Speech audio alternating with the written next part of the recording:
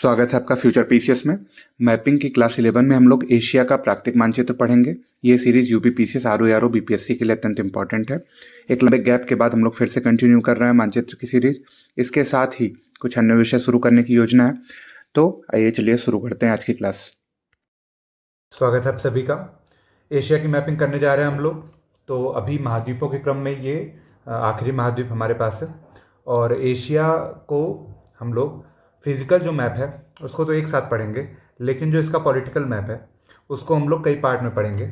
जैसे अगर आपको बताना शुरू करूं तो ये जो हिस्सा है जिसको हम लोग पश्चिमी एशिया कह रहे हैं और ये जो है मध्य एशिया, इसको हम लोग एक साथ पढ़ लेंगे, ठीक है।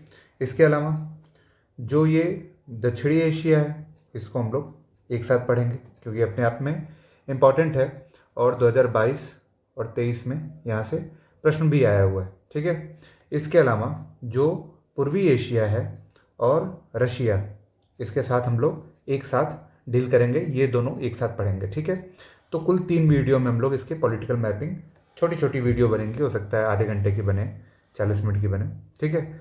ऐसा इसलिए है क्योंकि जो दक्षिणी एशिया है ना उस पर अलग से ध्यान नहीं दे पाते हैं।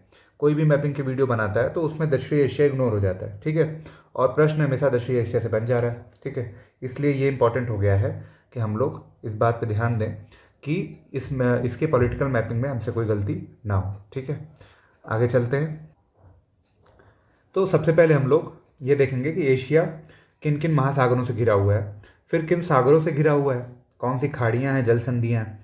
पहले भी हम लोग इसी क्रम में करते आए हैं तो इसी क्रम में हम लोग इसको फिर से करेंगे, ठीक है। इसमें देखिए सबसे पहले क्या करना है, हम लोग एशिया महाद्वीप ऊपर से मतलब उत्तर में आर्कटिक महासागर से घिरा हुआ है, ठीक है। तो कुल 3 या अगर चकची सागर को भी जोड़ लें तो कुल 4 ऐसे सागर हैं जो आर्कटिक महासागर और एशिया से संबद्ध है, ठीक है। इसके बाद हम लोग को एशिया के पूर्व में प्रशांत महासागर को देखना है, एशिया के दक्षिण में हिंद महासागर है, ठीक है। और इसी तरह थोड़ा सा हिस्सा इसका भी लगता है अटलांटिक का भी। केवल एक महासागर एशिया से जमीनी रूप से नहीं जुड़ा हुआ है, वो है दक्षिण महासागर या जिसको अंटार्कटिका हम लोग कहते हैं, ठीक है। वो नहीं जुड़ा हुआ है। बाकी देखिए ऊपर आर्कटिक है, इधर प्रशांत है, इधर हिंद महासागर है और इधर अटलांटिक का बस एक ही सागर जुड़ा हुआ है जिसको हम लोग कहते हैं भूमध्य सागर, ठीक है। तो भूमध्य सागर के सहारे ये टच करता है जो हमारे वेस्ट एशिया पश्चिमी एशिया को टच करता है, ठीक है। तो आर्कटिक महासागर से अगर हम लोग शुरू करें तो सबसे पहले हमको रशिया के उस हिस्से से शुरू करना पड़ेगा जो कि साइबेरिया या जिसको हम लोग कहें कि एशियन रसिया है, ठीक है। उससे शुरू करें तो हम लोग सबसे पहले पहुंचते हैं जिस सागर के पास, वो है कारा सागर, ठीक है। कारा सागर से हम लोग अगर पूर्व की तरफ बढ़ते चले जाएं तो हम लोग को अगला सागर मिलता है लेप्टेव सागर। अब देखिए जो कारा सागर है उसमें कुछ नदियाँ भी गिर रही हैं, तो ओब और येनिसी नदी यहाँ पे आके मुहाना बनाती हैं, ठीक है। तो हम लोग नदियों के क्रम में उसको दोबारा पढ़ेंगे। लेप्टेव सागर आते हैं, लेप्टेव सागर के पूर्व में हमको मिलता है पूर्वी साइबेरियन सागर। ये तीनों आर्कटिक महासागर के ऐसे सागर हैं जो कि एशिया से जुड़े हुए हैं। फिर बेरिंग स्ट्रेट से हम लोग अनादिर की खाड़ी आते हैं। इसके बाद बेरिंग सागर, अनादिर की खाड़ी बेरिंग सागर का ही हिस्सा है और बेरिंग सागर में आते ही हम लोग प्रशांत महासागर में आ चुके हैं, ठीक है। तो ये जो बेरिंग है वो प्रशांत का हिस्सा है, ठीक है। यहाँ से प्रशांत महासागर में एंट्री हो गई है। इसके बाद हमको द्वीपों का एक क्रम मिलता है, उस द्वीपों के क्रम को हम लोग एल्यूशियन द्वीप समूह कहते हैं, ठीक है। एल्यूशियन द्वीप समूह के बाद हम लोग को 2 खाइयाँ मिलती हैं जो प्रशांत महासागर के, अगर महासागर का बात करें तो ये प्रशांत महासागर के किस पार्ट में है, तो ये उत्तर है और ये पश्चिम है। तो ये उत्तर पश्चिम प्रशांत महासागर में हम लोग को एल्यूशियन खाई मिलती है और कुरिल खाई मिलती है। 2 खाइयाँ यहाँ पे हम लोग को प्राप्त हो रही हैं, एक है कुरिल खाई और एक है एल्यूशियन खाई, ठीक है। एल्यूशियन द्वीप भी है और खाई भी है। इसके बाद हम लोग कमचटका प्रायद्वीप और साइबेरियन रशिया या साइबेरिया से घिरे हुए एक सागर के पास आते हैं, उस सागर का नाम है आखोटस सागर, ठीक है।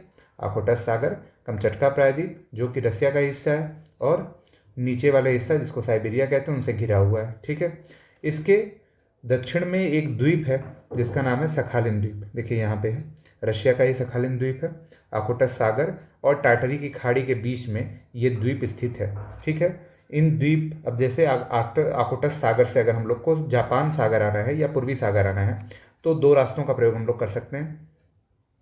पहला रास्ता तो है कि सोया जल संधि का प्रयोग करें और सखालिन और होक्काइडो को अलग करने वाली सोया जल संधि से हम लोग जापान सी आ जाए। ठीक है, थोड़ा ध्यान से यहाँ देखिए।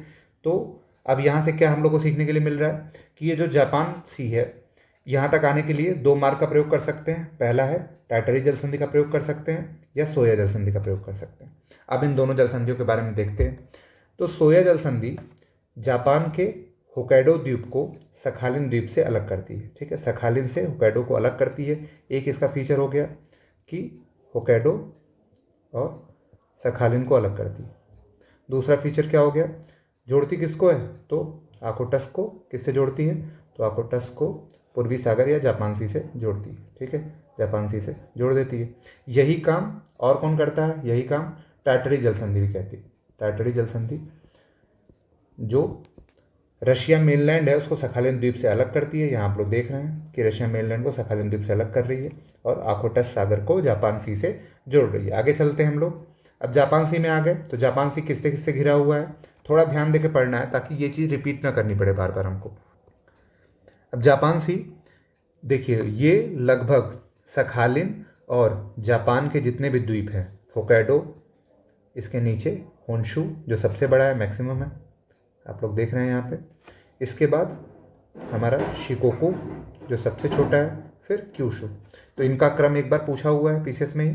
ठीक है, तो क्रम पहले नोट कर लेते हैं। सबसे ऊपर है होक्काइडो, ठीक, फिर सबसे बड़ा वाला जो है होन्शु, फिर शिकोकू और फिर क्यूशु। ठीक है, और अगर मैक्सिमम का क्रम पूछे तो आप लोग फिर होन्शु पहले पे है, ठीक, फिर उसके बाद है होक्काइडो, फिर आपका है क्यूशु और फिर है शिकोकू। ये दोनों क्रम आपको नोट भी करना है और याद भी करना है। ठीक है, दोनों क्रम ध्यान रखिएगा। ये नंबर 2 है, ये नंबर 1। ठीक है, ये दोनों क्रम है, ये उत्तर से दक्षिण का क्रम है और ये क्षेत्रफल का क्रम है। ठीक है, क्षेत्रफल का क्रम है। ये हम लोग जापान पढ़ेंगे तो फिर से हमको मिलेगा, लेकिन रिपीट ना करना पड़े। रिपीट करेंगे तो अच्छा रहेगा। ठीक है, इसके बाद हम लोग जापान से अगर हम लोग को पूर्वी चीन सागर आना है तो उसके लिए हम लोग दो जल संधियाँ प्रयोग करते हैं। इनके बीच में कुछ द्वीप हैं, इसी वजह से दो जल संधियों का नाम यहाँ पे विकसित हो गया है। एक है कोरिया जल संधि जो कोरिया और जापान के द्वीपों के बीच है, फिर एक सुसीमा जल संधि। अब ये दोनों जल संधियाँ एक ही काम करती हैं। क्या काम करती हैं, ये जापान सी को पूर्वी चीन सागर से जोड़ती हैं। ठीक है, और वो भी पूर्वी चीन सागर का एक और जो सन्निकट सागर है जिसको हम लोग कहते हैं पीला सागर। ठीक है, अब यहाँ से अगर हमको पीला सागर जाना है तो पीला सागर पहले घिरा किससे हुआ है, तो ये है हमारा कोरियन प्रायद्वीप। ठीक है, कोरियन प्रायद्वीप, इसमें एक हिस्सा है दक्षिणी कोरिया का, एक है उत्तरी कोरिया का। ठीक है, उत्तरी कोरिया और दक्षिणी कोरिया ये दोनों ऐसे लगे हुए हैं। ठीक है, अब देखिए क्या है, यहाँ पे पीला सागर दक्षिणी कोरिया उत्तरी कोरिया दोनों देशों से और नीचे की तरफ चाइना से घिरा हुआ है। ठीक है, तो चीन और कोरियन प्रायद्वीप से घिरा हुआ पीला सागर है। इसके अंदर एक खाड़ी है जिसको हम लोग कह रहे हैं बोहाई की खाड़ी। ठीक है, बोहाई की खाड़ी, इसमें वांगहो नदी आके गिर रही है। जबकि पीला सागर में कौन सी नदी आके गिर रही है, तो उसका नाम है यांगसी नदी। ठीक है, उसी तरह जब हम लोग ऊपर देख रहे थे तो टाइटरी जल संधि के पास आकोटस सागर में एक नदी आके गिर रही थी, इसका नाम है आमूर नदी। ठीक है, अब पूर्वी चीन सागर में हम लोग आ गए तो पूर्वी चीन सागर से दक्षिणी चीन सागर जाने के लिए हमको एक जल संधि का यूज़ करना है। वो जल संधि है फार्मोसा जल संधि। ठीक है, फार्मोसा जो है ताइवान का ही पुराना नाम है, ताइवान को पहले फार्मोसा कहते थे। अब ये जल संधि किसको अलग करती है, तो ये ताइवान को चीन मेनलैंड से अलग करती है और जोड़ती किसको है, तो ये पूर्वी चीन सागर को दक्षिणी चीन सागर से जोड़ती है। ठीक है, दक्षिणी चीन सागर को जोड़ती है। दक्षिण चीन सागर अब किससे किससे लगा हुआ है ये थोड़ा देखने वाली बात है। इसे पॉलिटिकल में ज़्यादा अच्छे से देख लेंगे, फिर भी यहाँ पे देख लीजिए। ये है आपका फिलीपींस का एक द्वीप जिसका नाम है लुजोंग। अब देखिए फिलीपींस के कौन कौन से हैं, तो ये है, ये सारे फिलीपींस के द्वीप। ठीक है, अब ये लगभग पूर्व में फिलीपींस से घिरा हुआ है, ये उत्तर में ताइवान से घिरा हुआ है, पश्चिम में इसके चाइना है और वियतनाम है। ठीक है, इसके अलावा ये दक्षिण में ब्रुनेई, मलेशिया और इंडोनेशिया से घिरा हुआ है, इधर भी मलेशिया से घिरा हुआ है, ठीक। तो इतने देशों से ये घिरा हुआ है, ठीक। तो दक्षिणी चीन सागर के बारे में इतना आप लोग जान लीजिए कि इसके किस तरफ कौन सा है और इनकी लोकेशन भी ध्यान देनी है। अब हम लोग थोड़ा फिलीपींस को देखते हैं। तो यहाँ पे लुजोन, पालावान और मिंडानाओ 3 महत्वपूर्ण द्वीप है जिनसे मिलकर फिलीपींस का निर्माण हुआ है, ठीक है। आगे बढ़ते हैं तो हम लोग को एक 2 या 3 सागर यहाँ पे मिलते हैं। इन तीनों सागरों का इंपॉर्टेंस ये है कि ये लगातार हैं, इस वजह से इनका इंपॉर्टेंस हो जाता है क्रम के लिहाज से। क्रम लगा के अगर क्वेश्चन पूछ दिया तो फिर दिक्कत आ जाती है। अब देखिए कुछ खाइयाँ पैसिफिक ओशन के हम लोग यहाँ मिस किए हैं तो उनको देखते चलते हैं। अब देखिए यहाँ पे है, सबसे पहले जिस खाई को देखना चाहिए हमको, ये देखिए यहाँ पे जापान की खाई, जो कि जापान से ही पूर्व में स्थित है। यहाँ पे देखिए जापान की खाई है। इसके बाद अगर हम लोग को देखना है तो यहाँ पे मिंडानाओ के पास, जो फिलीपींस अभी पढ़ रहे थे, वहाँ पे मिंडानाओ की खाई है, ठीक है। मिंडानाओ द्वीप है और उसी के बगल में खाई, ठीक है। तो लोकेशन अगर आपको पता रहेगी ना, तो आप अगर एक बार पूछ लिया था, क्वेश्चन ये पूछ लिया था कि जो आपका मेरियाना ट्रेंच है, तो सबको पता है मेरियाना, उस समय पता था कि मेरियाना ट्रेंच सबको पता है कि पैसिफिक ओशन का हिस्सा है, प्रशांत का हिस्सा है। लेकिन अब प्रशांत में भी उसने ऑप्शन बना दिया था कि ये किस प्रशांत का है, दक्षिणी पश्चिमी, उत्तरी पश्चिमी, दक्षिणी पूर्वी, ऐसे करके 4 ऑप्शन क्रिएट कर दिए। अब जिसको एग्जैक्ट लोकेशन मैपिंग में पता होगी वही ये क्वेश्चन सही कर पाएगा। या तो आप रट के गए हों, इतनी किस्मत तो अच्छी है नहीं कि आप एग्ज़ाम के कुछ दिन पहले ऐसा फैक्ट रट लें और उसको याद रखना है, ठीक है। तो मैपिंग किए रहेंगे तो कॉन्सेप्ट क्लियर रहेगा, तो इस तरह के क्वेश्चन सही बन जाएंगे, ठीक है। आगे चलते हैं हम लोग। तो यहाँ पे हम लोग को फिलीपींस द्वीप समूह और नीचे ये जो बोर्नियो द्वीप है, ये बोर्नियो है आपका, तो बोर्नियो और फिलीपींस के से घिरा हुआ एक सागर मिलता है, इसका नाम है सुलू सागर, ठीक है। उसी तरह मिंडानाओ और सुलावेसी और बोर्नियो के बीच में सेलिबीस सागर घिरा हुआ है, ठीक है। ये 2 सागर हैं। इसके बाद अगर हम लोग सेलिबीस से जावा सागर आना चाहें तो हमको एक जल संधि का प्रयोग करना है, इसका नाम है मकस्सर जल संधि। अभी मकस्सर जल संधि किसको किसको अलग करती है, तो ये सुलावेसी द्वीप को बोर्नियो द्वीप से अलग करती है। और जोड़ती किसको है, तो ये जोड़ती है जावा सागर को, किससे जोड़ती है, सेलिबीस सागर से जोड़ती है, ठीक है। तो ये आप लोग नोट डाउन करते हुए चलिए, देखते हुए चलिए कि ये अलग कर रही है सुलावेसी और बोर्नियो को, जोड़ रही है सेलिबीस को जावा सागर से। अब सुलावेसी के बगल में ही एक सागर है, इसका नाम है बांदा सागर, ठीक है। बांदा सागर नीचे जो है इंडोनेशिया के द्वीपों से घिरा हुआ है, जबकि पूर्व में ये गिनी द्वीप से घिरा हुआ है, ठीक है। गिनी यही है, ये जो आप लोग देख रहे हैं गिनी यही है। इस पे 2 देश हैं, एक इरियन जया है, इरियन जया इंडोनेशिया का हिस्सा है, ठीक है। अभी आरो एरो में क्वेश्चन पूछा था कि इंडोनेशिया किस देश के साथ अपनी स्थलीय सीमा साझा नहीं करता है, एक ट्रिकी क्वेश्चन था, ठीक है। अब देखिए यहाँ पे आप लोग उस क्वेश्चन का आंसर खोज पाएंगे। देखिए ये पापुआ न्यू गिनी का हिस्सा है, तो इंडोनेशिया का हिस्सा यहाँ भी है, तो ये पापुआ न्यू गिनी के साथ करता है, ऑप्शन में ये भी था। इसके अलावा देखिए यहाँ पे तिमोर लेस्टे नाम का एक द्वीप है, ये जिसको रेड कर रहा हूँ मैं, और फिर ये तिमोर द्वीप है, ये भी इंडोनेशिया है और ये एक अलग देश है, इसके साथ भी सीमा साझा कर रहा है, ठीक है। इसके अलावा किसके साथ कर रहा है, यहाँ पे मलेशिया के साथ कर रहा है, ये सारावाक मलेशिया का क्षेत्र है, ये वाला हिस्सा, और यहाँ नीचे कालीमंतान ये इंडोनेशिया का हिस्सा है। और उसी में उसने ब्रुनेई ऑप्शन दे दिया था। ब्रुनेई चूँकि लैंडलॉक्ड हो जाता है, ब्रुनेई ये मलेशिया इसको घेर लेता है ऐसे, इस वजह से ये इसके साथ स्थलीय सीमा साझा नहीं करता है। द्वीप तो साझा कर रहा है, स्थलीय सीमा नहीं साझा कर रहा है, और इस के कौन सा आंसर इसका हो जाता है ब्रुनेई, ठीक है। तो इस तरह के क्वेश्चन मैप से बनते हैं, इसीलिए मैपिंग ध्यान से देखने वाली चीज़ है, आत्मसात करने की चीज़ है, ठीक है। तो गिनी, जिसको हम लोग कह रहे हैं कि ये 2nd लार्जेस्ट द्वीप है, मैक्सिमम या लार्जेस्ट लिख लीजिए, पहला ग्रीनलैंड है, दूसरा गिनी है, ठीक है। तो बांदा सागर पूर्व में गिनी, नीचे इंडोनेशिया द्वीप समूह और पश्चिम में सुलावेसी से घिरा हुआ है, ठीक है। अब इसके नीचे अगर हम लोग आए तो हम लोग को अराफुरा सागर मिलता है। अब अराफुरा सागर के साथ हम लोग ऑस्ट्रेलिया में पहुंच जाते हैं, इसीलिए अराफुरा सागर को हम लोग को छोड़ देना है और यहाँ से हम लोग चलते चले जाएंगे पश्चिम की तरफ। अब जावा सागर आ गए। अब देखिए जावा सागर के बाद यहाँ एक इम्पॉर्टेंट जलसंधि है, जिसको हम लोग कहते हैं मलक्का, ठीक है। मलक्का, जब अंग्रेज और पुर्तगाली वगैरह भारत आ रहे थे उस टाइम पुर्तगालियों ने मलक्का पे कब्जा किया था और एक लंबे समय तक हारमूज और मलक्का दोनों पे कब्जा करके सागर के स्वामी कहलाए, ठीक है। अपने को कहते थे कि हम लोग मास्टर ऑफ ओशन है, ठीक है। क्यों है, क्योंकि जल संधियों पे कब्जा था। इतनी इंपॉर्टेंट जल संधियाँ, यही बताने के लिए आपको ये चीज़ बताई जा रही है। अब जावा सागर से अंडमान सागर अगर आपको आना है, या कह लें कि अगर आपको प्रशांत से हिंद आना है, जिसको हिंद प्रशांत आजकल कहते हैं लोग, तो ये हिंद आना है अगर प्रशांत से, तो हमको मलक्का पार करना पड़ेगा, नहीं तो हमको एक लंबी यात्रा करनी पड़ेगी। अगर आप लोग थोड़ा मैप को ऐसे करके देखें तो अगर इधर से हमको आना है और अगर हमको यहाँ आना पहुँचना है हिंद महासागर, तो यहाँ पे मलक्का ही सबसे शॉर्टेस्ट रूट पे पड़ता है। ठीक है, आगे चलते हैं। तो हम लोग मलक्का के द्वारा अंडमान सागर में पहुँच गए। अब अंडमान सागर में आते ही हम लोग कहाँ आ गए, तो हम लोग आ गए हिंद महासागर में। ठीक है, हिंद महासागर में आ गए। अब हिंद महासागर में अंडमान सागर और एक यहाँ पे छोटी सी खाड़ी, इसका नाम है मर्तबान की खाड़ी। ठीक है, मर्तबान की खाड़ी में कई नदियाँ मुहाना बनाती हैं। उसी तरह दक्षिणी चीन सागर में बहुत सारी नदियाँ गिरती हैं, जिसमें ये सिक्यांग है। ठीक है, इसके बाद ये चाओ फ्राया है, रेड सी है। ठीक, लेकिन अब यहाँ पे मेकांग नदी दक्षिणी चीन सागर में गिरती है। यहाँ पे देखिए मेकांग नदी आप लोगों को दिख रही होगी, ये देखिए मेकांग नदी है। लेकिन मेकांग नदी के बाद जो साल्विन नदी है और इरावती नदी है, इन दोनों का मुहावना मर्तबान की खाड़ी अंडमान सागर में बनता है। ठीक है, इसके बाद इरावती नदी, हम लोग हिंद महासागर की तरफ बढ़ रहे हैं। इसके बाद हम लोग को मिलता है वेल नोन बंगाल की खाड़ी, अरब सागर, ये सब तो हमारा ही इलाका है। आगे चलते हैं तो हम लोग को अगली जो इंपॉर्टेंट जल संधियाँ और 2 खाड़ियाँ मिलेंगी। एक का नाम है ओमान की खाड़ी। ठीक है, ये है ओमान की खाड़ी। ये किससे घिरी हुई है, तो ये नीचे मतलब दक्षिण में ओमान से घिरी हुई है, ऊपर ईरान है। ठीक है, उसी तरह यहाँ फारस की खाड़ी है। ठीक है, फारस की खाड़ी, अब देखिए ऊपर तो ये फारस से ही घिरी हुई है। ठीक है,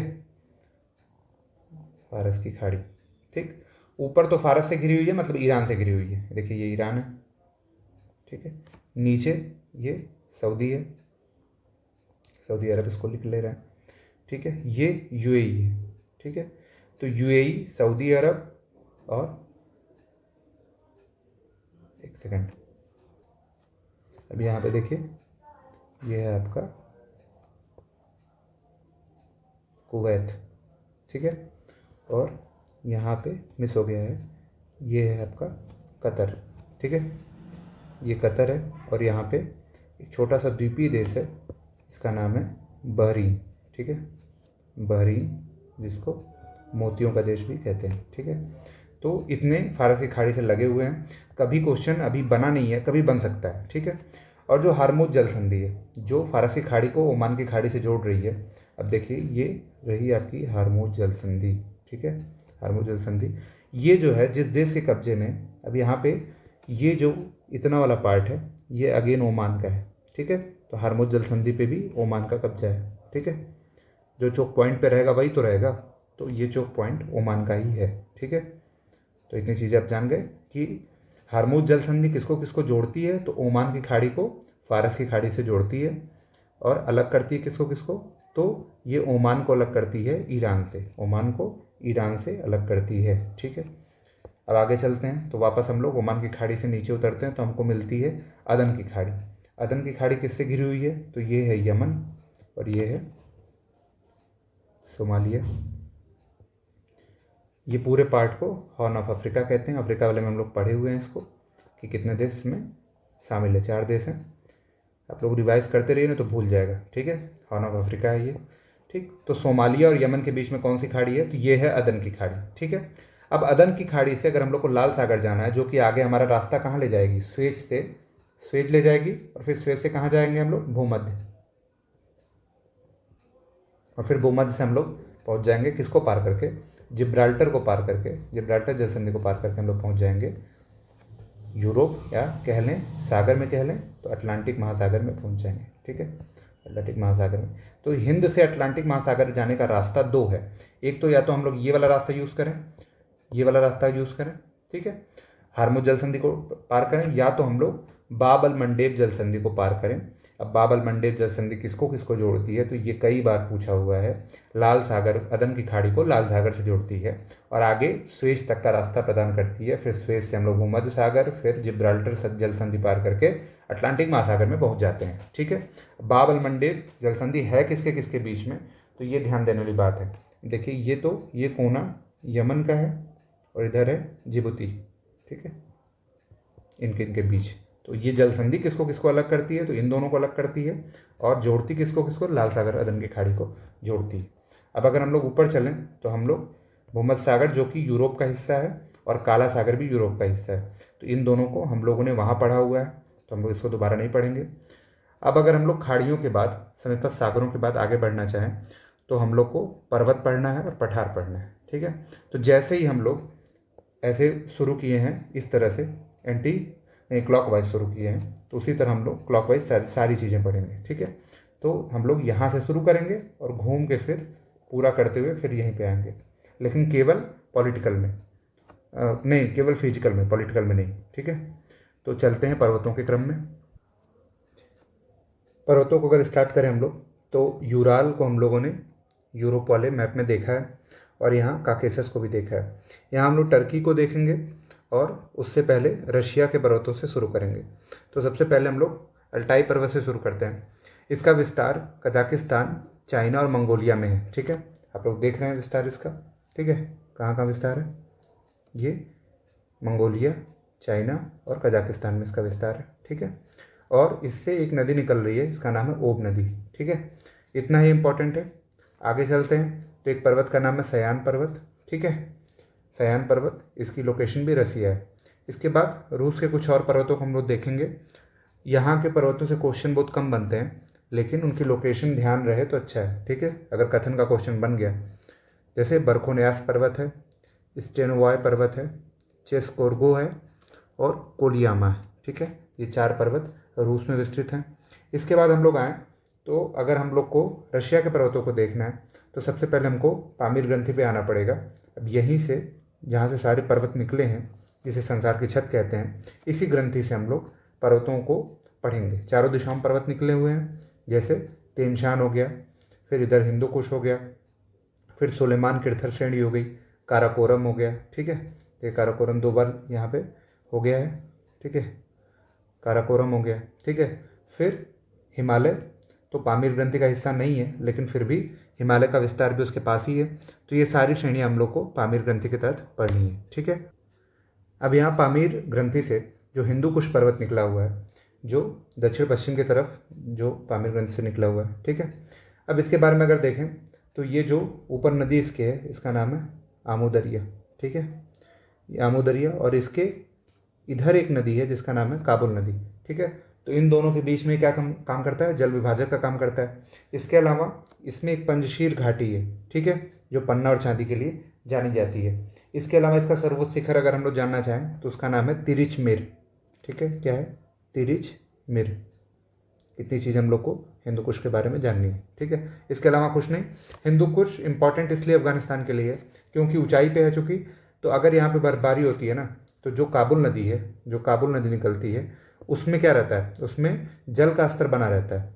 काबुल नदी में जल का स्तर बना रहता है, तो वहाँ पे जितने भी बसावट है उनके लिए ये लाभदायक हो जाता है, ठीक है। इसके बाद अगर हम लोग अगले पर्वत पे चलें तो पामीर ग्रंथि से ही एक पर्वत जो दक्षिण की तरफ निकला हुआ है, इसका नाम है सुलेमान पर्वत। ये भी दक्षिण पश्चिम की दिशा में निकला हुआ है।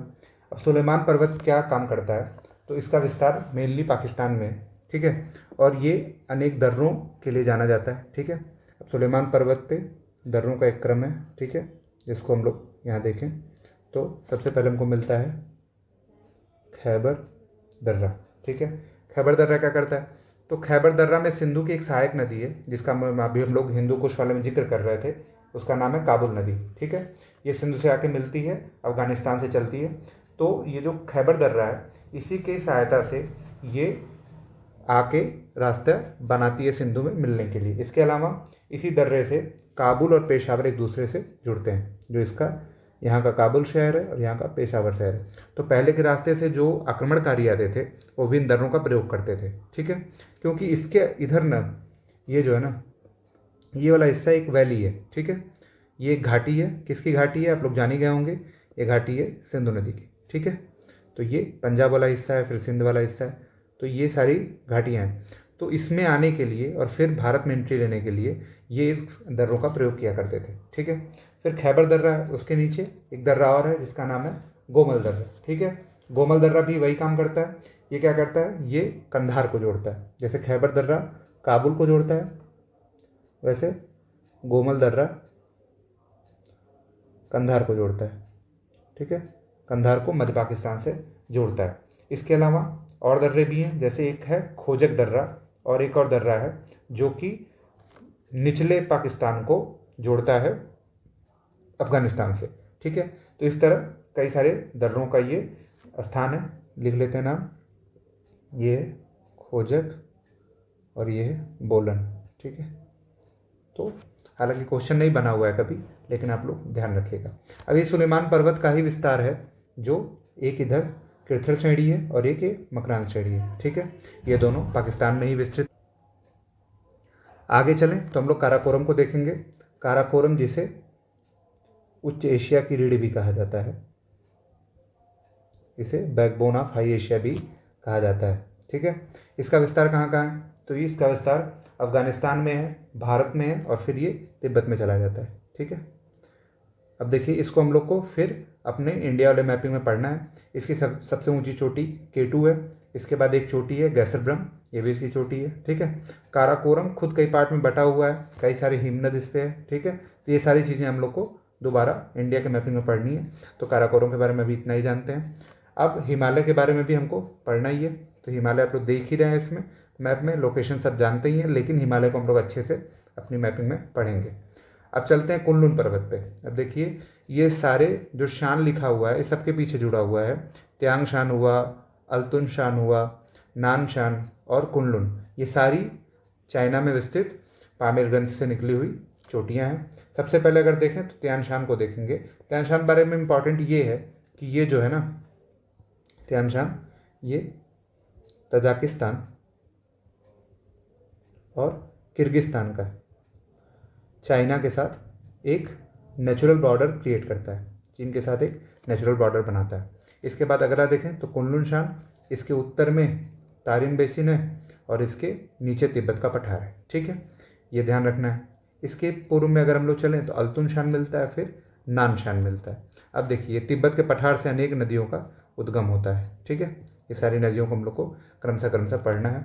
इसके अलावा एक पर्वत यहाँ पे और है जो तिब्बत के पठार के नीचे है, ठीक है, कैलाश पर्वत। जो तिब्बत का पठार है वो गर्मी के मौसम में गर्म हो जाता है, तो अत्यधिक तप्त होने के कारण ये एक लो प्रेशर का जोन यहाँ बनाता है, जिससे यहाँ एक जेट विंड चलती है जो इंडियन मानसून में अत्यधिक सहायता करती है। इसलिए तिब्बत के पठार का अपना महत्व है, ठीक है। इसके अलावा अगर हम लोग पर्वतों को देखना चाहें तो इधर सारे पर्वत हम लोगों ने देख लिए हैं। दक्षिणी एशिया में कुछ पर्वत हैं, छोटे छोटे पर्वत हैं, जैसे एक पर्वत है अन्नाम पर्वत, ठीक है। अन्नाम पर्वत कहाँ है? तो ये लाओस और वियतनाम के बॉर्डर पे, ये देखिए लाओस और वियतनाम के बॉर्डर पे है। इसके अलावा एक चिन पर्वत है जो कि अराकान योमा का ही हिस्सा है, ठीक है। ये जो पर्वत आ रहा है जिसको हम लोग अराकान योमा कहते हैं, उसी का ही एक हिस्सा चिन है जो हिमालय का विस्तार है। ये सारा हम लोग जब पूर्वोत्तर भारत पढ़ेंगे तो उसमें हम लोग अच्छे से पढ़ेंगे, हिमालय का ही हिस्सा ये सारा है, ठीक है। अब चलते हैं हम लोग ऐसे पर्वतों को जिनका विस्तार है वेस्ट एशिया और मध्य एशिया में, ठीक है। मध्य एशिया तो हो ही गया, वेस्ट एशिया कुछ पर्वतों को देख लेते हैं, जिसमें ईरान में 2 पर्वत है हमारे, एक है जाग्रोस और एक है एल्बुर्ज पर्वत, ठीक। अब यहाँ समझने वाली चीज़ ये है, चाहे एल्बुर्ज हो चाहे जाग्रोस हो, ठीक है, ये सारे पर्वत एक ग्रंथि से आके मिलते हैं, ठीक है। और इस ग्रंथि का नाम है, ये है आर्मेनिया की ग्रंथि, ठीक है। अब ये एकदम लिटरली यहाँ पे हम लोग खींच के बना लिए हैं, असली में ये ऐसे काम नहीं करता है, लेकिन ग्रंथि का इंपॉर्टेंस इतना ही है कि जैसे पामीर से अलग अलग दिशा में अलग अलग पर्वत निकले हैं, वैसे इससे भी अलग अलग दिशा में अलग अलग पर्वत निकले हैं, जैसे एल्बुर्ज और जाग्रोस, ठीक है। अब देखिए, एल्बुर्ज के बारे में एक फैक्ट ये है कि ये कैस्पियन सागर के तट पे है, ठीक है। ये जानना है कि कैस्पियन सागर के तट पे है। और क्या है, इसकी सर्वोच्च चोटी जो है उसका नाम है देमबंद, ठीक है, देमबंद इसकी सर्वोच्च चोटी है। इसका विस्तार उत्तरी ईरान में है और आप लोग विस्तार इसके क्रम में देख ही रहे हैं, ठीक है। और इसके बारे में कुछ इतना इंपॉर्टेंट नहीं है। अगला अगर हम लोग देखें तो जाग्रोस पर्वत अगेन आर्मेनिया के गांठ से ही निकला हुआ है, ठीक है। और इसका विस्तार भी ईरान के निचले हिस्से में है। कैसे है? तो ये अगर हम लोग देखें तो उत्तर पूर्व से दक्षिण, उत्तर पश्चिम से दक्षिण पूर्व इसका जाग्रोस पर्वत का विस्तार है। इसकी सर्वोच्च चोटी जो है उसका नाम है जारदेह, ठीक है। तो हालांकि पूछता नहीं है, लेकिन आप लोग पर्वत की लोकेशन जरूर इंपॉर्टेंट है, इसलिए इसका ध्यान देना जरूरी है, ठीक है। इसके पश्चिमी ढलानों पर, मतलब इसके इस ढलान पर पेट्रोलियम खनन किया जाता है, इसलिए पेट्रोलियम के लिए इम्पोर्टेंट है। ठीक है, ये जानना है इसके बारे में। अब पॉन्टीन और टॉरस पर्वत को देखना है जिसका विस्तार टर्की में है। तो आर्मेनिया की ग्रंथ से पश्चिम और दक्षिण पश्चिम में इन दो पर्वतों का निकास हुआ है। अब पॉन्टीन पर्वत के बारे में ये जानना है कि ये काला सागर के दक्षिण में स्थित है, जो क्वेश्चन का हिस्सा बन सकता है। ठीक है, और टॉरस पर्वत इसका विस्तार इधर एजियन सी तक है। ठीक है, ये दो पर्वत हैं जो कि अनातोलिया के पठार के दोनों तरफ स्थित हैं और दोनों आर्मेनिया की ग्रंथि से निकले हुए हैं। ठीक है, इसके बारे में और कुछ इतना इंपॉर्टेंट है नहीं। ये जो टॉरस पर्वत है ये एक नवीन मोड़दार पर्वत है। अगर क्वेश्चन बन भी गया कभी तो ये बन सकता है कि नवीन मोड़दार पर्वत है। ठीक है, अब हम लोग पर्वतों को लगभग खत्म कर चुके हैं, देखते हैं कोई पर्वत छूटा तो नहीं है। अब देखिए यहाँ पे एक पर्वत छूटा हुआ है जिसका नाम है आसिर पर्वत। ठीक है, आसिर पर्वत का विस्तार कहाँ पे है? तो ये आपका अरब प्रायद्वीप में सऊदी अरब देश में इसका विस्तार। ठीक है, अब ये क्या करता है? आसिर पर्वत की वजह से जो इधर की धूल भरी हवाएं हैं इनको ये इस तरफ से आने से रोकता है। ठीक है, तो आसिर पर्वत का इतना इंपॉर्टेंस है। हालांकि ये पूरा शुष्क क्षेत्र है, इसलिए ये उस तरह का रोल नहीं निभा पाता है जैसा ऑस्ट्रेलिया में डार्लिंग रेंज या अफ्रीका में एटलस निभाता है। ठीक है, लेकिन फिर भी इसका लोकेशन ध्यान देना जरूरी है। इसके अलावा कुछ छोटे पर्वतों को हमको देखना है जो कि इम्पोर्टेंट है।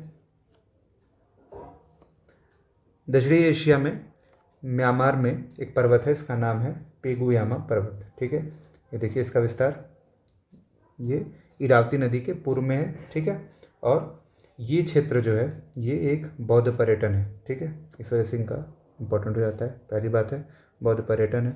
दूसरे यहाँ एक ज्वालामुखी है जिसका नाम है माउंट पोपा। ठीक है, इम्पोर्टेंट है, ये भी पूछा जाता है ज्वालामुखी वाले क्रम में। इसके अलावा पेगुयामा क्षेत्र जो है ये तेल उत्पादन के लिए जाना जाता है, इसलिए ये इम्पोर्टेंट हो जाता है। ठीक है, तो ये एक पर्वत है। इसके अलावा एक फिजोकू नामक पर्वत है जो कि जापान के होन्शु द्वीप पे है। ठीक है, तो जापान के होन्शु द्वीप पे एक पर्वत है, इसका पहले से नाम होन्शु आर्क है। ठीक है, होन्शु आर्क तो है ही, और एक पर्वत का नाम है फिजोकू जिसका लोकेशन हमको ध्यान देना है, फिजोकू। ठीक है, तो ये थे हमारे एशिया में पर्वतों का क्रम। इसके अलावा एशिया में कई पठार हैं। ठीक है, तो पठार को शुरू करेंगे तो उसको भी हम लोग रशिया और साइबेरिया वाले हिस्से से शुरू करेंगे।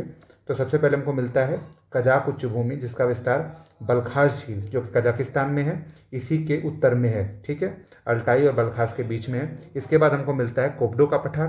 कोबडो का पठार येनिसी नदी का स्रोत दिख रहा है। ठीक है, इसका विस्तार साइबेरियन रूस में है। इसके बाद जो एशिया का एक बड़ा पठार है इसका नाम है साइबेरिया का पठार। अब देखिए लोकेशन इंपॉर्टेंट कैसे हो गई कि जो येनिसी नदी है और जो लीना नदी है इन दोनों के बीच में ये पठार है। अब देखिए यही ओब और येनिसी के बीच में साइबेरिया का मैदान है, जबकि येनिसी और लीना के बीच में साइबेरिया का पठार है। कारण क्या है इन दोनों के बीच में? वर्षा ही यहाँ पे मेन कारण है, जबकि तापमान तो सेम है क्योंकि एल्टीट्यूड अक्षांश एक ही है। ठीक है, क्या है ये महाद्वीप के ज़्यादा पश्चिम में है जबकि ये मध्य में है। ठीक है, तो वर्षा कम होने की वजह से यहाँ पठार का निर्माण हुआ है, थोड़ा शुष्क है, सूखा है, जबकि यहाँ पे थोड़ी वर्षा होती है इसलिए साइबेरिया के मैदान का निर्माण हुआ है। ठीक है, अब साइबेरिया पठार के बाद हम लोग अगर नीचे चलें तो हम लोग को मिलता है मंगोलिया का पठार। ठीक है, इसका ज़्यादातर विस्तार मंगोलिया में ही है। ठीक है, ये भी एक बड़ा पठार है। पठारों के बारे में इंपॉर्टेंट फैक्ट इसलिए कुछ नहीं होते हैं क्योंकि या तो इसमें कोई खनिज पाया जाए या तो इसका विस्तार किसी ऐसे लोकेशन पे हो, तभी कुछ इंपॉर्टेंट हो सकता है। ठीक है, तो अधिकतर पठारों के लोकेशन ही सबसे इंपॉर्टेंट उसके बारे में फैक्ट है। आगे चलते हैं, यूनान का पठार देखते हैं। यूनान का पठार देखिए दो नदियां यहाँ से प्रवाहित होती हैं, एक यहाँ पे सिक्यांग नदी प्रवाहित हो रही है। ठीक है, और अगली नदी है ये देखिए सिक्यांग नदी और यांगसी नदी है, दो नदियां यहाँ प्रवाहित होती हैं। इसके अलावा यूनान का पठार पहले तो जानते हैं चीन में है, ये दिख ही रहा है। यूनान का पठार कुछ खनिजों के लिए इंपॉर्टेंट है, एक है टिन, दूसरा है कोयला। ठीक है, इसलिए ये इंपॉर्टेंट हो जाता है। ठीक है, यूनान के पठार के बाद आगे बढ़ते हैं, कोरात का पठार देखते हैं। तो जो कोरात का पठार है ये देखिए ये चाओ फ्राया नदियाँ, ये देखिए चाओ फ्राया नदी जो थाईलैंड में बहती है। इनफैक्ट जो बैंकॉक है चाओ फ्राया नदी के तट पे ही है। ठीक है, बैंकॉक जो शहर है। ठीक है, और इधर एक नदी बहती है जो कि दक्षिण एशिया की ये जो दक्षिण पूर्वी एशिया है उसकी सबसे बड़ी नदी है मेकांग नदी। मेकांग नदी और चाओ फ्राया नदी के बीच में जल विभाजक का काम करता है। जल विभाजक का क्या काम है? जैसे ये है तो इसके तरफ से एक नदी बह रही, इधर से एक, तो इन दोनों के बीच में जल का बंटवारा कर देता है। ठीक है, ये उत्तर पूर्वी थाईलैंड में विस्तृत है कोरात का पठार। ठीक है, तो देश इंपॉर्टेंट रखिए और ये दो नदियों को बांट दे रहा है, ये ध्यान रखिए। ठीक है, कथन बना क्वेश्चन पूछ देगा तो भी गलत नहीं होगा। आगे चलते हैं। म्यांमार के उत्तरी हिस्से में शान का पठार है। ठीक है, अब देखिए ये इरावती और साल्विन नदी, तो साल्विन नदी इससे लगभग टच होकर बह रही है और इसके दक्षिणी भाग में पेगुयामा है। ठीक है, इतनी चीज़ें इसके बारे में इंपॉर्टेंट है। म्यांमार लाओस में इसका मेनली विस्तार है शान का पठार, तो ये भी दक्षिणी पूर्वी एशिया में है और म्यांमार लाओस में इसका विस्तार है। साल्विन इरावती नदियों के बीच में विभाजक का काम करता है और इसके नीचे जो पेगुयामा म्यांमार का पर्वत है वो इसके दक्षिण में स्थित है। इतनी चीज़ें शान के पठार के बारे में जाननी थी। आगे चलते हैं तो हम लोग तिब्बत का पठार देखते हैं। तो तिब्बत के पठार से अनेक नदियाँ निकलती हैं। ठीक है, तो तिब्बत का पठार कुनलुन शान और कैलाश पर्वत से घिरा हुआ है। ठीक है, नीचे कैलाश पर्वत और ऊपर कुनलुन शान से घिरा हुआ है, जबकि पश्चिम में ये एक काराकोरम पर्वत से घिरा हुआ है। ठीक है, और इससे अनेक नदियाँ होकर बहती हैं। पहली नदी है वांगहो। ठीक है, वांगहो निकलती है, फिर यांगसी निकलती है, फिर मेकांग निकलती है और अगली नदी साल्विन निकलती है। इतनी नदियाँ इससे होकर प्रवाहित होती हैं। ठीक है, इसके अलग अलग हिस्सों से होती है, लेकिन अगर मेनली कहा जाए तो तिब्बत के पठार से ही ये नदियाँ निकलती हैं। अगला पठार हम लोग को अनातोलिया का पठार पढ़ना है। इस पठार के बारे में बहुत सारी चीज़ें जाननी है, जैसे ये है अंतरा पर्वतीय पठार, आप लोग को दिख ही रहा है। इसे ये जो टाइप है अंतरा पर्वतीय पठार, इसकी चर्चा हम लोग दक्षिण अमेरिका में कर चुके हैं। ठीक है, कि ये पठार क्या होता है। जैसे बोलीविया का पठार एक अंतरा पर्वतीय पठार का उदाहरण था। ठीक है, उसी तरह अनातोलिया एक अंतरा पर्वतीय पठार है। इसके दक्षिण में टॉरस, ऊपर पॉन्टीन है, इधर एजियन सी है और उत्तर में काला सागर है। इसके अलावा अनातोलिया का पठार दजला और फरात जो ये नदियाँ निकल रही हैं इनके सोर्स के रूप में भी काम करता है। इसके अलावा क्या इंपॉर्टेंट है, अनातोलिया के पठार पर जिस तरह की जलवायु पाई जाती है वो है भूमध्य सागरीय जलवायु। ठीक है, यहाँ पाई जाती है भूमध्य सागरीय जलवायु, इसलिए ये अनेक तरह के खाद्य प्रसंस्करण की वस्तुओं के लिए जाना जाता है। ठीक है, खाद्य प्रसंस्करण की वस्तुओं के लिए जाना जाता है। इसके अलावा क्या इंपॉर्टेंट है, इसकी जो राजधानी है टर्की की राजधानी अंकारा, ये भी इसी के तट पे स्थित है। ठीक है, इतनी बातें हमको अनातोलिया पठार के बारे में जाननी थी। इसके अलावा कुछ बेसिन है जिनको हम लोग को देखना है, खास करके यहाँ पे 2 बेसिन है। इसके अलावा 2 पूर्वी भागों में विस्तृत हैं। इसके अलावा जापान में कुछ मैदान है। उन मैदानों को देखने के बाद हम लोग मरुस्थल देखेंगे। तो सबसे पहले चलते हैं जोंगेरियन बेसिन पे। तो ये बेसिन का यूज़ जो है ना चाइना वाले मंगोलिया जाने के लिए करते हैं। ठीक है, जो तिब्बत के इधर के लोग हैं वो जोंगेरियन बेसिन से मंगोलिया चले जाते हैं। ठीक है, ये किस भाग में स्थित है, ये पश्चिमी चीन में स्थित है। ठीक है, ये ध्यान देना है कि ये पश्चिमी चीन में स्थित एक बेसिन है और इसका प्रयोग लोग, तिब्बत के लोग कहाँ जाने के लिए करते हैं, मंगोलिया जाने के लिए करते हैं। इसके अलावा एक तारिम द्रोणी है। ठीक है, जो कि कहाँ पे स्थित है, तो ये कुनलुन शान के उत्तर में स्थित है। ठीक है, तथा ये भी पश्चिमी चीन में इसकी लोकेशन है। ठीक, तो तारिम और जुंगेरियन ये दोनों भूलना नहीं है, इसको ध्यान देना है क्योंकि ये पूछा जा सकता है। ठीक है, आगे चलते हैं। एक पठार हम लोग को और देखना था। इस पठार का नाम है पोतवार का पठार। ये पाकिस्तान के पंजाब प्रांत में है, सुलेमान रेंज के उत्तरी भाग में ही स्थित है और साल्ट रेंज नामक पहाड़ी सी पठार पर स्थित है और यहाँ से खनिज तेल प्राप्त किया जाता है, इसीलिए ये इंपॉर्टेंट है। तो ये देखिए यहाँ पे है पोतवार। ठीक, इसी का हिस्सा है साल्ट रेंज और यहाँ से प्राप्त किया जाता है तेल। ये है पाकिस्तान। ठीक है, तो साल्ट रेंज पाकिस्तान के पोतवार पठार के साल्ट रेंज से तेल प्राप्त किया जाता है, इसलिए ये इंपॉर्टेंट है। ये पूरे एशियन मैप पे नहीं इंपॉर्टेंट है। जब हम लोग भारतीय उपमहाद्वीप या दक्षिणी एशिया पढ़ेंगे तो वहाँ इसको हम लोग अलग से एक बार वो करेंगे, हाईलाइट करेंगे, तो फिर हम लोग को ये चीज़ें समझ में आएंगी। जो चीज़ें इधर छूट रही हैं वो वहाँ पे मैनेज जरूर हो जाएंगे। ठीक है, इसके अलावा देखिए मंचूरिया का मैदान है, मंचूरिया बेसिन है। जो आमूर नदी जो कि क्या बना रही है, ये रूस और चीन का बॉर्डर बनाती है। ठीक है, रूस चीन का बॉर्डर बनाती है और मंचूरिया के मैदान से होकर बहती है। ठीक है, इसलिए ये इंपॉर्टेंट हो जाता है, मंचूरिया के मैदान से होकर बहती है। आगे चलते हैं हम लोग। तो चीन के बृहद मैदान बनाने में यांगसी और वांगहो नदियों का योगदान है। ठीक है, यांगसी नदी जो कि गिरती है पीला सागर में, जबकि वांगहो नदी पीला सागर के बोहाई की खाड़ी में गिरती है। ठीक है, तो यहाँ पे ये मैदान का निर्माण होता है। इसके अलावा यहाँ पे दजला और फरात नदियाँ जो हैं ये देखिए, ये जो सभ्यता पहले मेसोपोटामिया थी वो यहीं पे विकसित हुई थी। तो ये जो है एक यहाँ पे बेसिन का निर्माण करती है। बेसिन है ये भी एक बेसिन का है। दजला और फरात नदियों का बेसिन है, जो मुख्यतः कहाँ विस्तृत है, तो इराक में विस्तृत है। इसी में बगदाद और कई सारे इंपॉर्टेंट शहर, बगदाद और अलबसरा जहाँ इनका मिलन हो रहा है, इस तरह के शहर यहाँ पे विस्तृत है। ठीक है, तो ये थे प्रमुख बेसिन या जिसको कह लें कि मैदान। ठीक है, इसके अलावा कुछ मैदान हम लोगों को जापान में देखने हैं। ठीक है, तो इसमें एक मैदान है जिसको हम लोग कह रहे हैं होन्शु का मैदान। ठीक, दूसरा है कांटो का मैदान। ये मैदान इसलिए इंपॉर्टेंट नहीं है कि यहाँ कृषि होती है, बल्कि इसलिए इंपॉर्टेंट है क्योंकि यहाँ पे बहुत सारे औद्योगिक शहर हैं। ठीक है, तो कांटो के मैदान में टोक्यो, याकोहामा और हिटैची नामक शहर है। ठीक है, ये सारी कंपनीज के भी नाम है। जबकि अगला उससे नीचे है नोबी का मैदान, जहाँ नगोया और टोयोटा नामक शहर। ठीक है, शहर ध्यान देते जाइएगा, नगोया और टोयोटा शहर यहाँ पे हैं। जबकि टोक्यो, याकोहामा, हिटैची शहर कांटो मैदान में विस्तृत है। इसके अलावा किंकी का मैदान, जो कि पीसेस में अगर पूछा हुआ है, ओसाका और कोबे शहर यहाँ पे विस्तृत है। ये तीनों मैदान आप लोग ध्यान दीजिए, ये तीनों मैदान ध्यान दीजिए। यहाँ पे जो शहर है उनको भी ध्यान देना जरूरी है। ठीक है, आगे चलते हैं हम लोग। मरुस्थल अगर देखना शुरू करें तो अरब प्रायद्वीप से शुरू करते हैं। तो यहाँ पे जो रबल खाली मरुस्थल है, देखिए इसकी क्या विशेषता है। तो ये बालू से निर्मित सबसे बड़ा मरुस्थल है। सबसे बड़ी बात, सबसे पहला ये है कि ये बालू से निर्मित सबसे बड़ा मरुस्थल है। इसके अलावा जो मरुस्थल है वो या तो चट्टानों या तो अन्य चीज़ों के निर्मित है। ठीक है, इसके अलावा इसको अनइंटरप्टेड डेजर्ट भी कहा जाता है, मतलब अनछुआ, या जिसको कह लें कि एकदम निर्जन वीरान है। ठीक है, अगला चलते हैं। तो जो हम लोग को मिलता है इसका नाम है नजद। ठीक है, ये हज यात्रियों के ठहरने के लिए एक स्थान भी है, इसलिए ये घनी बसावट का मरुस्थल है। ठीक है, ये विश्व का सर्वाधिक घना मरुस्थल है। इसकी लोकेशन भी सऊदी अरब ही है। ठीक है, इसके अलावा एक मरुस्थल और है यहाँ पे जिसका नाम है अल नेफूद। अल नेफूद मरुस्थल जो है ये किस लिए जाना जाता है, तो ये खजूर और पेट्रोलियम के लिए जाना जाता है।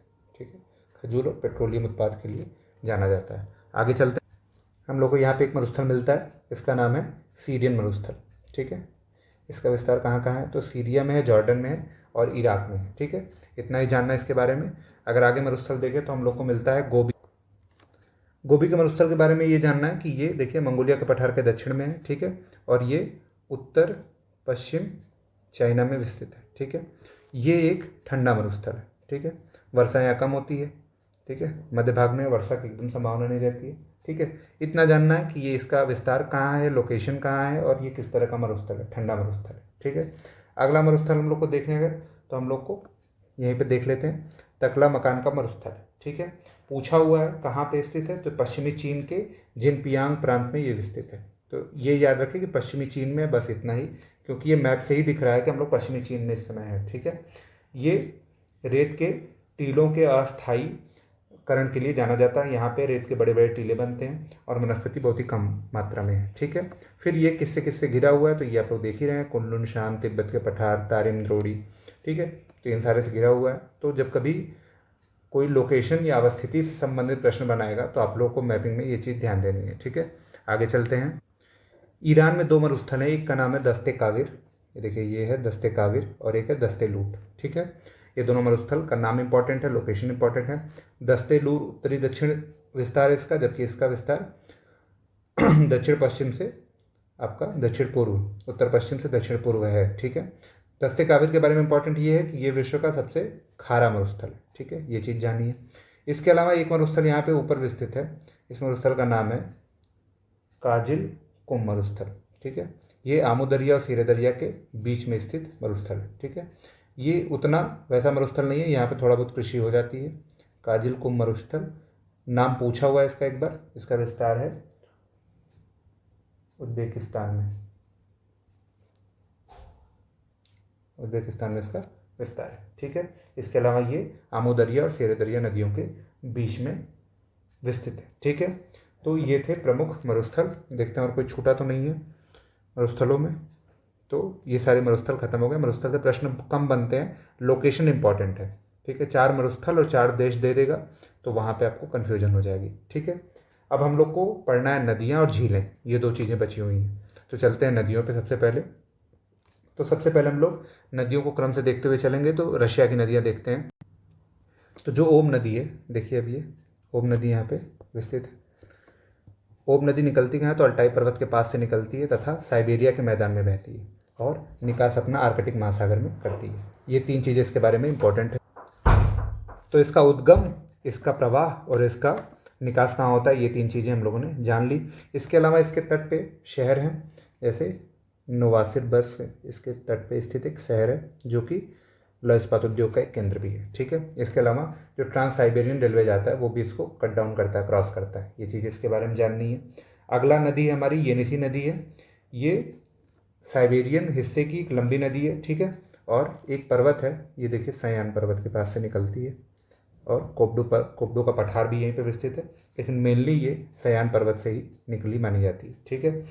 ओब नदी के बारे में और क्या है? तो ओब नदी आर्कटिक महासागर में येनिसी नदी जो है वो कहाँ गिरती है? तो ये जाके गिरती है कारा सागर में। ठीक है। येनिसी नदी ये भी साइबेरिया के मैदान को साइबेरिया के पठार से अलग करती है। और इसका क्या है? तो येनिसी नदी अपने मुहाने के पास दलदल बनाती है। ठीक है। यहाँ पे ये दलदल का निर्माण करती है। इतनी चीज़ें हम लोग को जाननी थी। कहाँ से निकलती है? तो सयान पर्वत से निकलती है। और कहाँ गिरती है? तो ये कारा सागर मतलब आर्कटिक महासागर में जाकर गिरती है और ये 2 को अलग करती है, साइबेरिया के मैदान को साइबेरिया के पठार से अलग करती है। ठीक है। अगली नदी हमारी है लीना नदी। ठीक है। तो लीना नदी जो है, लीना नदी रूस की एक प्रमुख नदी है और कहाँ से निकलती है? तो ये बैकाल के पश्चिमी ढालों से निकलती है। तो ये जो झील है इसका नाम है बैकाल झील, यहाँ से निकल रही है बैकाल झील, जो कि दुनिया की सबसे गहरी झील है और पानी के आयतन के लिहाज से अत्यंत इम्पॉर्टेंट है। ठीक है। तो यहाँ से लीना नदी निकलती है और कहाँ जाके गिरती है? तो ये जाके गिरती है लेप्टेव सागर में। ठीक है। तो मुहाना अत्यंत इंपॉर्टेंट है। सहायक नदियाँ इतनी इंपॉर्टेंट नहीं है, ना सन्नगर इतने इंपॉर्टेंट है, क्योंकि इनका नाम ही पूछ दे, यही बहुत बड़ी बात है। ठीक है। अगली नदी हमारी है आमूर नदी, जो कि निकलती है मेनली मंगोलिया के पठार से। देखिए जो चीज़ जहाँ बनी हुई है इसको लिटरली वहीं नहीं ले लेना है, मैपिंग है ये। तो विस्तार इसका जहाँ तक है, तो देखिए ये एक धारा के रूप में मंगोलिया के पठार से निकलती है और चीन के मंचूरिया क्षेत्र से होकर बहती है, जहाँ मंचूरिया के मैदान या बेसिन का निर्माण भी करती है। ठीक है। ये करते हुए ये सखालिन द्वीप के पास जाके टाइटरी जलसंधि में गिर जाती है। ठीक। इसकी अनेक सहायक नदियाँ भी हैं, इसके किनारे कई शहर भी हैं। ठीक है। जैसे एक शहर है चीता शहर है, जो कि ट्रांस साइबेरियन रेलवे का हिस्सा भी है, तो वो इसके तट पे स्थित है। इंपॉर्टेंट क्या है? रूस चीन का बॉर्डर बनाती है आमूर नदी। ये प्रश्न पूछा हुआ है, इसलिए इंपॉर्टेंट हो जाता है। आगे हम लोग चलें तो हम लोग को चाइना की कुछ नदियाँ देखनी है, क्रम से देखें। तो सबसे पहले नदी मिलती है वांग हो नदी। अब वांग हो नदी कहाँ से निकलती है? तो सबसे इंपॉर्टेंट हो गया, ये तिब्बत के किस भाग से निकलती है? तो ये तिब्बत के उत्तर पूर्वी भाग से निकलती है। ये तिब्बत के उत्तर पूर्वी भाग से निकलती है। इसके अलावा देखिए पहले उत्तर में बहती है, फिर पूर्व में बहती है, फिर दक्षिण में बहती है, फिर किस दिशा में बह रही है? तो उत्तर पूर्व में बहते हुए बोहाई की खाड़ी में मुहाना बना लेती है। ठीक है। बीच में ये एक पठार है जिसका नाम है लोयस का पठार। ठीक है। लोयस के पठार से होकर बहती है और उस लोयस के पठार में क्या चीज़ है? तो उस लोयस के पठार की जो मिट्टी है वो जो है ग्रहण करती है और इस पीली मिट्टी के कारण इसको पीली नदी भी कहा जाता है। ठीक है। ये अपना मार्ग इतनी बार परिवर्तन करती है, देख रहे हैं यहाँ आप लोग कि मार्ग परिवर्तन के कारण इसको चीन का शोक भी कहते हैं। चीन का शोक भी कहते हैं। सारी चीज़ें मैपिंग से क्लियर हो रही हैं कि नहीं हो रही हैं, ये आप लोग देख ही रहे हैं। ठीक है। ये क्या है? ये है लोयस पठार। ठीक है। लोयस क्या चीज़ होती है? तो जब हम लोग कभी अगर भौतिक पढ़ेंगे तो उसमें पढ़ेंगे, जब बहती हुई हवा किसी मिट्टी का कटाव करके किसी मैदान का निर्माण करती है तो उसको लोयस का मैदान कहते हैं और फिर ये पठार निर्मित हुआ है ऐसे ही क्रिया से। ठीक है। यहाँ अनेक कृषि का भी क्षेत्र होता है वांगो, लेकिन चीन का शोक इसको मार्ग परिवर्तन के कारण कहते हैं।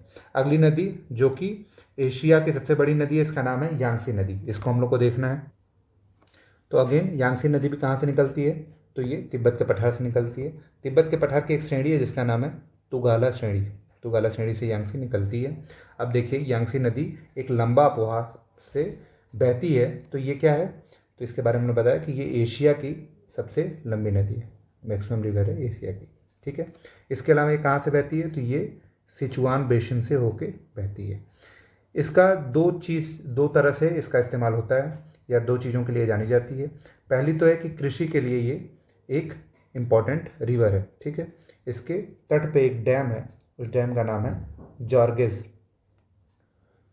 एक सेकंड, इसका नाम लिख लेते हैं। इसका नाम है गॉर्जेस डैम, ठीक है।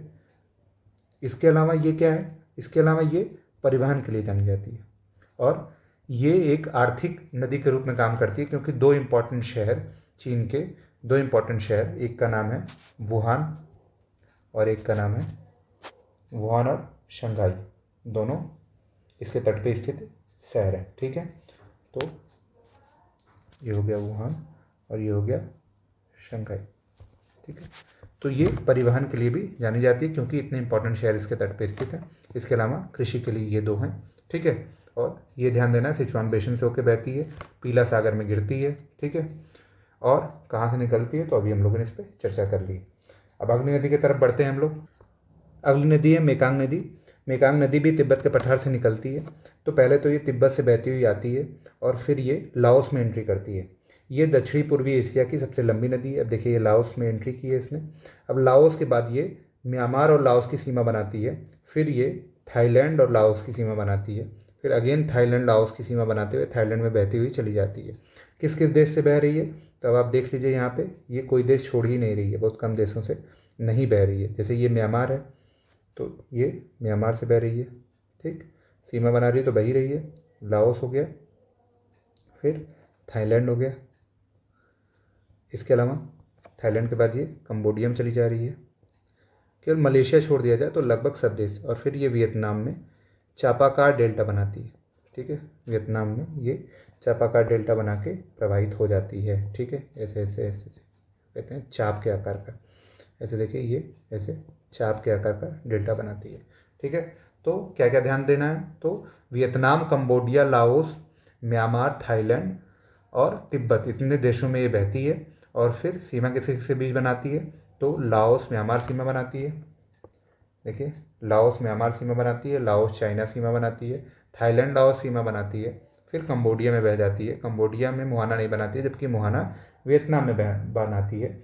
इसके तट पे कुछ शहर हैं, एक शहर है हो चिन मिन सिटी और एक शहर कौन सा है तो यहाँ पे देखिए वियतनाम में हो चिन मिन सिटी तथा नामपेन जो कंबोडिया का शहर है, राजधानी शहर है नामपेन, और हो चिन मिन सिटी इसके तट पे स्थित है। अगेन हम लोग दक्षिण पूर्वी वाले में इसको जब पॉलिटिकल पढ़ेंगे तो अगेन दोहराएंगे ही। अगली नदी चाओ फ्राया नदी है। इसका इंपॉर्टेंस ये है कि इसके तट पे बैंकॉक शहर स्थित है, ठीक है। दो और नदियां हैं, एक है साल्वीन और एक है इरावती नदी।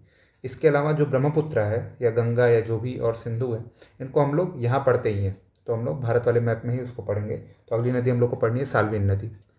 तो अगेन साल्वीन नदी कहाँ से निकलती है तो साल्वीन नदी निकल रही है दक्षिण पूर्वी तिब्बत से, ठीक है। दक्षिण पूर्वी तिब्बत से यहाँ से निकल रही है साल्वीन नदी, और फिर कहाँ से, शान के पठार से होते हुए ये मर्तबान की खाड़ी में मुहाना बनाती है। और अगली नदी जो इसकी है इरावती नदी, ये कहाँ से निकलती है तो ये म्यांमार के उत्तर में हकाकाबो राजी नामक पर्वत से निकलकर दक्षिण की ओर अपवाहित होती है और कहाँ जाके गिरती है तो ये भी आके गिरती है, देखिए देखिए इरावती नदी है, इसको म्यांमार की गंगा भी कहते हैं। ये भी आके मर्तबान की खाड़ी में ही गिरती है, ठीक है। इरावती चिंदविन नदी के बीच स्थित एक शहर है जिसका नाम है मांडले, ठीक है। इरावती और इधर एक चिंदविन नदियों के बीच में मांडले शहर स्थित है, ठीक है। इसके अलावा ये जो डेल्टा बनाती है ये अत्यंत उपजाऊ डेल्टा बनाती है, इसको हम लोग कहते हैं चावल का कटोरा, ठीक है। इरावती नदी के डेल्टा को चावल का कटोरा कहा जाता है, ठीक है। तो ये हो गई हमारी दक्षिणी पूर्वी एशिया की प्रमुख नदियाँ, ठीक है। कुछ नदियाँ यहाँ हैं, जैसे दो नदियाँ हैं, आमू दरिया, शेरे दरिया, जो अरब सागर में गिरती हैं, और दजला फरात नदी जो यहाँ पे है, ठीक है। इन दो नदियों को ख़त्म करने के बाद हम लोग आ जाएंगे झीलों में, ठीक है। तो जो आमू दरिया और शेरे दरिया नदियाँ हैं उनको देखते हैं। तो ये दोनों नदियाँ कहाँ से निकल रही हैं तो पामीर ग्रंथि से निकल रही हैं और जाके अरब सागर में मुहाना बना रही हैं, ठीक है। ये दोनों नदियाँ कहाँ से बह रही हैं तो ये देखिए, तो हिंदू कुश पर्वत जो है वो आमू दरिया को उत्तर की ओर प्रेस करने का काम कर रहा है और फिर ये जाके कहाँ गिर जा रही है, अरब सागर में। जबकि इनके बीच में काजिल कुंभ मरुस्थल है और इसके बाद शेरे दरिया नदियाँ जो है जाके अरब सागर में गिर रही है, दोनों पामीर से निकल रही है, ठीक है। अब ये दोनों नदियों के बीच में अनेक बांध लगाने के कारण अरब सागर क्या हो गया है, सूख गया है, ठीक है। पर्यावरणीय चिंता का विषय हो गया, इसलिए प्रश्न पूछ लिया है, ठीक है। तो ये झील वाले में देखेंगे, ठीक। कजाकिस्तान और उज्बेकिस्तान के बीच में अरब सागर स्थित है, ठीक है। ये दो नदियाँ रहीं। आमू दरिया और सीरे दरिया। इसके अलावा एक नदी, दो नदी और है जिसका नाम है दजला और फरात नदी, ठीक है, उसको देखते हैं। देखिए यहाँ से अनातोलिया के पठार से दजला और फरात नदियाँ निकलती हैं, ठीक है। ये दोनों नदियाँ फिर मेसोपोटामिया के मैदान का निर्माण करती हैं, या इसको कह लें इराक का मैदान का निर्माण करती हैं, और फिर अनेक क्षेत्र, अनेक शहर जो है इराक के इसमें स्थित हैं। फिर अलबसरा के पास आके ये मिल जाती हैं और फिर फारस की खाड़ी में अपना मुहाना बनाती हैं, ठीक है। इस नदियों से कभी प्रश्न नहीं पूछा है, इसलिए इतना इंपॉर्टेंट है नहीं।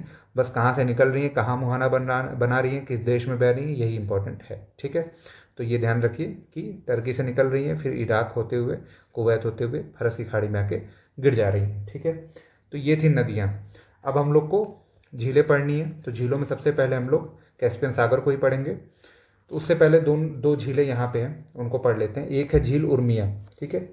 देखिए इसको टिक मारते हुए चल रहे हैं, क्योंकि झीलों का लोकेशन ही प्रश्न है, ठीक है। झीलों के लोकेशन से हमेशा प्रश्न बन रहा है। तो ये है उर्मिया झील और एक है वॉन झील, ठीक है।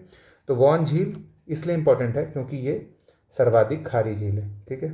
ये अपने खारेपन के वजह से प्रसिद्ध है। और कहाँ स्थित है, तो ये उत्तरी टर्की में स्थित है, खारेपन की वजह से प्रसिद्ध है।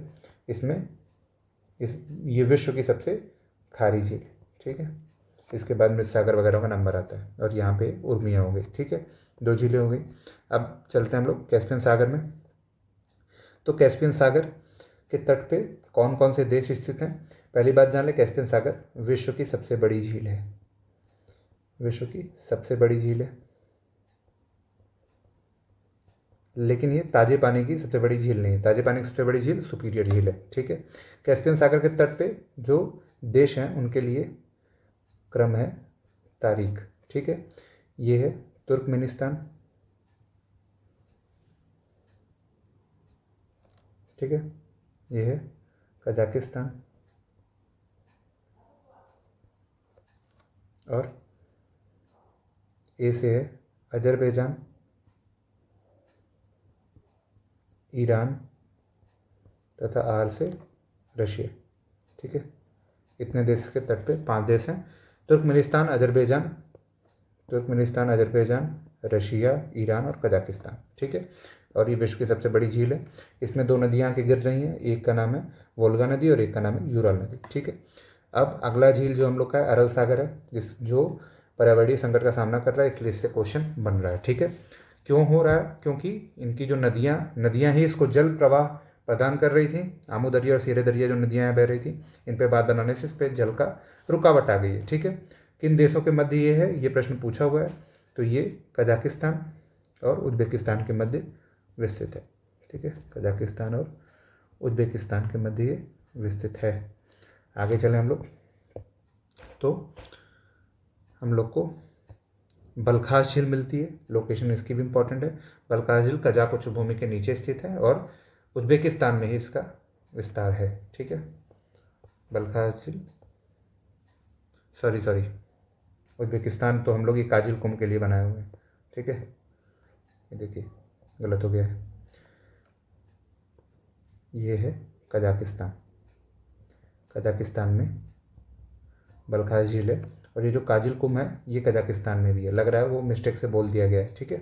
ध्यान रखिएगा, कजाकिस्तान में बड़ा वाला जो हिस्सा है ये कजाकिस्तान देश है, ठीक है। तो देखिए क्या होता है, पॉलिटिकल अगर कभी कभी लगता है कि पॉलिटिकल पहले पढ़ना चाहिए और फिजिकल बाद में पढ़ना चाहिए, क्योंकि देश जानेंगे तभी लोकेशन जान पाएंगे। लेकिन फिर लोकेशन जानने के लिए देश जानना, तो दोनों साथ में करना पड़ता है, तो इसलिए ये मिस्टेक हो सकती है। तो बलखास झील कहाँ है, तो कजाकिस्तान में है, ठीक है। इसको ध्यान दीजिए। आगे चलते हैं हम लोग, तो हम लोग को एक झील मिलती है जायसन झील, जो कि कहाँ स्थित है, तो ये झील है रशिया में, ठीक है। इसके साइबेरिया में एक झील मिलती है, इसका नाम है बैकाल। अभी हम लोग इसके बारे में बात कर रहे थे। यहाँ से लीना नदी निकलती है। ये दुनिया की सबसे गहरी झील है, दुनिया की सबसे गहरी झील है, ठीक है। इसके अलावा देखते हैं कौन कौन सी झीलें हैं। तो हम लोगों ने इधर की झीलें देख लिया था, अभी हम लोग को इधर देखना है। तो इधर झीलों का बहुत कम विस्तार है, कोई भी झील इस क्षेत्र में स्थित नहीं है, ठीक है। तो झील बहुत कम है। तो ये लगभग हमारा जो फिजिकल मैप है ये समाप्त हो गया है। अगर इसमें कुछ बचा हुआ है तो हम लोग पॉलिटिकल वाले के साथ मर्ज करेंगे, और मर्ज करेंगे मतलब स्थान बाय स्थान, ठीक है। जैसे हम लोगों ने बताया था कि पहले हम लोग ये वाला हिस्सा करेंगे जिसको हम लोग पश्चिमी एशिया कहेंगे, फिर हम लोग ये वाला हिस्सा करेंगे और फिर लास्ट में पूर्वी एशिया करेंगे। मतलब 3 पार्ट, दक्षिणी पूर्वी एशिया और पश्चिमी एशिया और मध्य एशिया, ये 3 पार्ट में हम लोग एशिया की पॉलिटिकल मैपिंग करेंगे। 3 छोटा वीडियो बनाएंगे, ठीक है, और विस्तार से पढ़ेंगे, जिसमें हम लोग को चीन जापान देश पढ़ना है। फिर दक्षिणी पूर्वी एशिया में हम लोग Myanmar, Thailand, Vietnam, Laos, Malaysia, Indonesia और भारत को तो स्किप करेंगे, इतने देश पढ़ेंगे। और इसी के साथ अफगानिस्तान पाकिस्तान भी पढ़ेंगे, ये वाला हिस्सा जो हमारा है। इसके बाद हम लोग पश्चिमी एशिया में क्रम से ईरान, इराक, ठीक है, और टर्की, इधर सऊदी अरब, यमन, ओमान, इन सारे देशों को पढ़ेंगे। इज़राइल, जॉर्डन, सीरिया, इन सब देशों को पढ़ेंगे, ठीक है। तो 3 क्रम में पढ़ेंगे। आप लोग का जुड़ने के लिए बहुत बहुत धन्यवाद। चैनल अभी नया है, बीच में बहुत गैप भी हुआ है, इसलिए थोड़ा सा अभी सपोर्ट की ज़रूरत है आप लोगों की। तो फ्यूचर पीसेस को शेयर करिए आप लोग। फ्यूचर पीसेस 01 नाम का एक, ये पूरे नाम का एक टेलीग्राम चैनल भी है, तो उसको भी आप लोग ज्वाइन कर सकते हैं। PDF क्विज वगैरह के लिए डेली करंट अफेयर्स अपडेट होती रहती है, काम की फिल्टर्ड करंट अफेयर्स रहती है, क्विज रहते हैं, GS का मटेरियल रहता है, ठीक है, और इसकी PDF भी दी जाएगी। आप लोग थोड़ा सब्र रखिए, आप लोग खुद से बनाने का ट्राई करिए, सबसे बेस्ट तरीका वही है। कोई परोस के दे देगा तो वो उतना लाभ नहीं करेगा, ठीक है। तो बहुत बहुत धन्यवाद आप लोगों का जुड़ने के लिए।